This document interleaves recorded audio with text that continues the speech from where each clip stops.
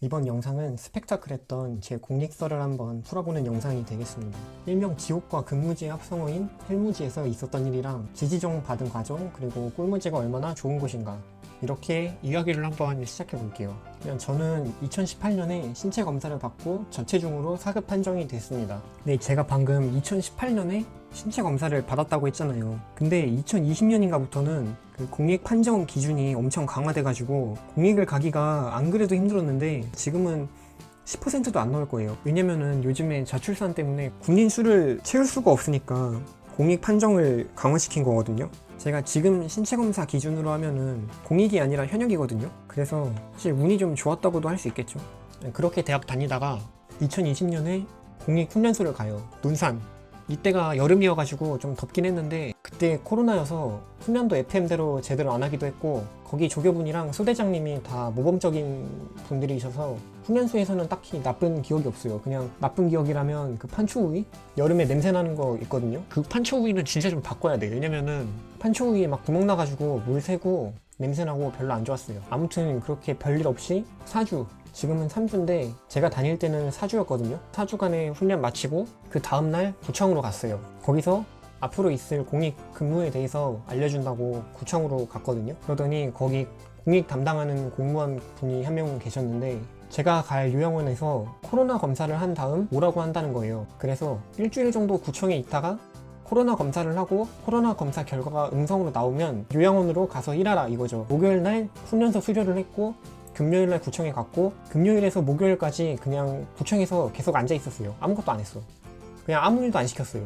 제가 구청에 일주일 정도 있으면서 구청에서 일하는 그 공익들 모습을 많이 봤거든요. 왜냐면 같은 사무실에 공익이 2명인가 있었어요. 1명인가 2명인가 있었는데 그 구청 공익들이 대충 뭐 하냐면 대충 하는 일을 보니까 그 공무원분들한테 문서 받아서 그 문서 파쇄하는 일이 제일 많고, 근데 뭐 어렵진 않죠. 그냥 파쇄기에 넣으면 끝이니까. 그리고 뭐 딱히 뭐 하는지 모르겠어요. 진짜 이거 말고는 뭘 다른 걸 하는 걸 본 적이 없어. 문서 파쇄만 하고 남은 시간에는 태블릿 PC, 아이패드 그런 거 가져와가지고 넷플릭스 보고 그림 그리고 뭐 그냥 자기 공부하더라고요. 그러니까 여러분들이 공익이면 무조건 행정기관을 가야 돼요. 왜냐면은 자기 개인 책상도 주고 자기 개발할 수 있는 그런 분위기가 되게 잘 돼 있어요. 공무원 분들도 그렇고 다들 일하는 분위기다 보니까 자기 개발할 수 있는 분위기가 제대로 갖춰져 있음. 아무튼 이제 일주일 정도 구청에 있으면서 이 구청 공익들이 진짜 부러웠어요. 난 지금 일주일 뒤에 요양원으로 가는데 저 사람들은 구청에서 편하게 자기 개발하고 있네, 이러면서 진짜 부러워했거든요.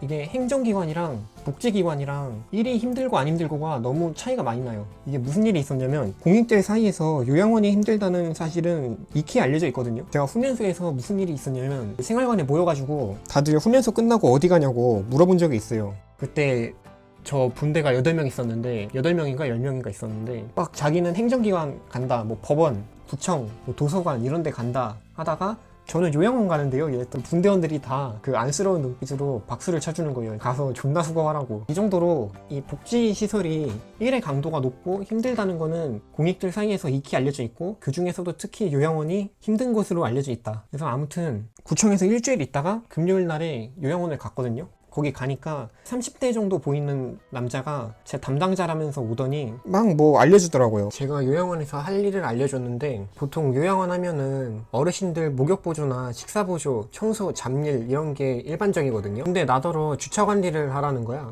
그래가지고 처음에는 주차 관리가 꿀인 줄 알았거든요. 그때가 코로나여가지고 그 보호자들 면회가 안 되는 상황이었어요. 그래서 차가 오긴 하는데 거의 안 오는 상황이었고, 그래서 그냥 노는 건가 생각하고 속으로 웃고 있었죠. 근데 담당자가 다음에 한 말이 반전인데, 이때 한여름이어서 기온이 30도가 넘었거든요. 근데 요양원 밖에 책상이랑 의자 딸랑 두고 여기 앉아서 주차 관리를 하라는 거야. 이때가 8월이었으니까 가만히만 있어도 땀 오지게 나는 날씨인데 뭐 선풍기도 없고 에어컨도 없고 9시에 출근해서 6시까지 있어야 된단 말이에요. 근무 시간이. 점심시간 1시간 빼면은 8시간인데 님들이라면 이 8시간을 이 땡볕에서 버틸 수 있겠어요? 그냥 고문이잖아. 근데 제 자리에서 한 10m 옆에 그 주차 관리하는 그 부스가 있어요. 여러분들이 생각하는 그 주차 관리 부스가 있다고요. 근데 나는 그 부스에 들어갈 수가 없어. 그 부스 안에 에어컨 있고 햇볕도 다 가려지고, 그리고 애초에 이미 그 부스 안에 주차 관리하는 직원이 있었어. 정직원이 있었어. 공익 말고 주차 관리하는 직원이 있었는데 저를 왜 또 뽑은 건지도 모르겠고, 저는 지금 직사광선 맞아가면서 땀 뻘뻘 흘리면서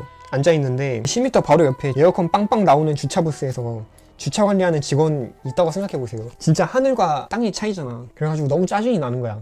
진짜 어이없죠. 아무리 공짜로 쓰는 공익이라지만 이렇게 대우를 해도 되는 건가. 그래서 아무튼 그날 근무를 다 하고 6시에 퇴근을 해서 집에 왔거든요. 근데 여러분 직사광선을 계속 오랜 시간 맞으면 나중에 피부가 따끔따끔한 거 아세요? 저온 화상? 그런 거라고 하나? 그래가지고 막 피부가 따끔따끔한 거야. 공익제도가 존나 어이없는 게 지들이 강제로 끌고 와서 일단 근무 환경을 만들어 놓고 근무지에 근무 환경 개선해달라고 말해도 개선을 안 해줘서 내가 근무지로 출근을 안 하잖아요? 그러면 근무지에서 복무 불이행으로 나를 고소한다? 그리고 기관 입장에서는 내 사정이 알 바 아닌 게 어차피 공익 노예를 쓰는데 돈 한 푼 안 들어가거든요? 너 나가면 잘 참고 일할 공익 한 명 그냥 구하면 돼. 이런 마인드라니까?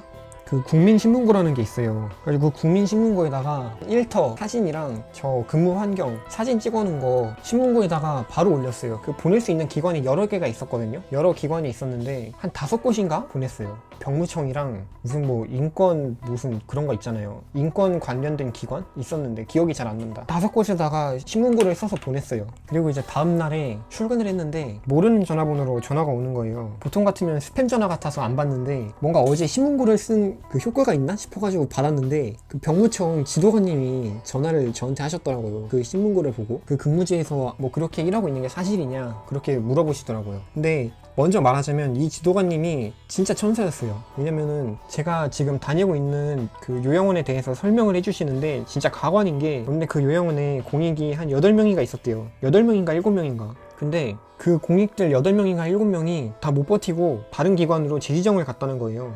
애초에 공익을 받으면 안 되는 기관이었던 거지. 그러니까 그냥 공익들의 무덤이었던 거야. 주차장이 아니라 주차장 위에 비석 이렇게 세워져 있는 공익들의 무덤. 뭔지 아시죠?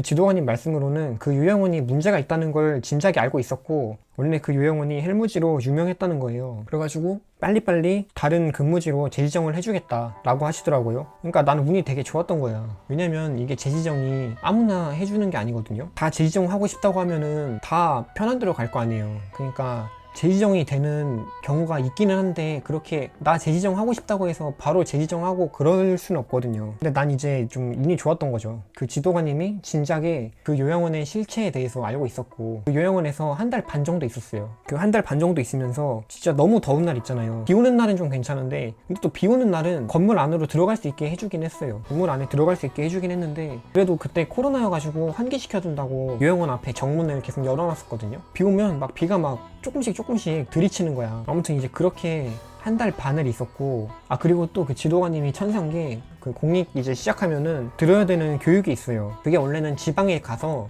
공익들 교육기관에 몰아놓고 합숙하면서 교육을 진행을 하거든요. 원래는. 근데 지금 이제 그때는 코로나여가지고 컴퓨터로 다 그냥 집에서 그렇게 들었었어요. 지도관님이 교육을 빨리빨리 듣게 해주셔가지고 한 2주 정도는 안 갔어요. 교육 듣는다고 집에서. 그래서 이제 나머지 한 달은 요양원에서 계속 땀 뻘뻘 흘려가면서 다녔죠. 그리고 너무 더운 날에는 공익 시작하면은 연가, 휴가 같은 건데 휴가를 30일 받고 그리고 병가, 아플 때 쓰는 거를 또 30일 받아요. 너무 더운 날에는 그냥 병가 쓰고 하루 안 가고 그렇게 했어요. 아니면은 오전만 근무하고 오후에 병가 쓰고 이런 식으로. 그렇게 이제 계속 근무를 하다가 지도관님한테서 연락이 왔는데 재지정 하는데 유형이 여러 가지가 있는데 대충 2가지로 말을 하자면 첫 번째는 불화로 인한 재지정인데 해당 근무지에서 문제가 생겼을 때 대표적으로 직원들과의 문제, 다툼, 트러블 이런 거 있잖아요. 이런 게 있었을 때 다른 기관으로 재지정할 수 있게 해주는 제도고, 두 번째는 질병상의 재지정이라고 내가 몸이 안 좋거나 몸이 안 좋아져서 더 이상 이 근무지에서 시키는 일을 할 수 없다 라고 판단됐을 때 다른 근무지로 옮길 수 있는 제도가 있어요.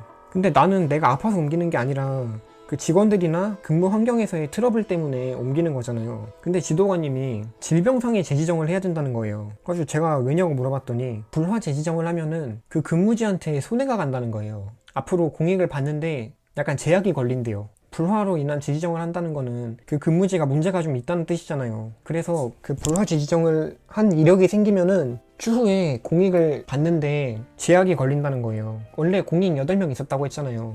그래서 공익 8명이 불화 재지정으로 하려고 했는데 그때 당시에 원장이 그 공익들 고소한다고 막 화를 엄청 냈다는 거예요. 그러니까 괜히 긁어 부스럼 만들지 말고 그냥 질병상에 재지정하면은 그냥 깔끔하게 재지정할 수 있으니까 그렇게 하라고 하더라고요. 저는 이제 지금 이 요양원에 단 하루도 있기 싫었기 때문에 그냥 알았다고 하고, 제가 허리가 약간 굽어 있었거든요. 그래서 그거를 병원에 가서 진단서를 가지고 와서 그 재지정 사유가 되는 자료로 제출을 했어요. 그렇게 허가가 됐고, 그 이후에 지도관님이 제가 어느 근무지로 가게 될지 알려주셨는데, 약간 슬픈 게, 그러니까 재지정 받은 근무지가 또 요양원인 거예요.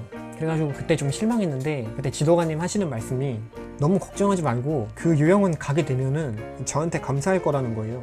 그러니까 뭐 진짜 편한 데였나 봐. 그래가지고 네 알겠습니다 하고 전화 끊고 이제 재지정 받은 요양원으로 갔죠. 근데 이 요양원이 진짜 꿀무지였는데, 그때부터 그 헬무지에서의 고생은 끝나고 이 꿀무지에서의, 이 꿀이 흐르는 요양원에서의 생활이 시작이 돼요. 진짜 편했는데 이거는 이제 그 다음 영상에서 풀도록 하겠습니다. 아무튼 봐주셔서 감사하고, 다음 영상에서는 이제 꿀무지에서 있었던 일 한번 얘기해 보도록 하겠습니다.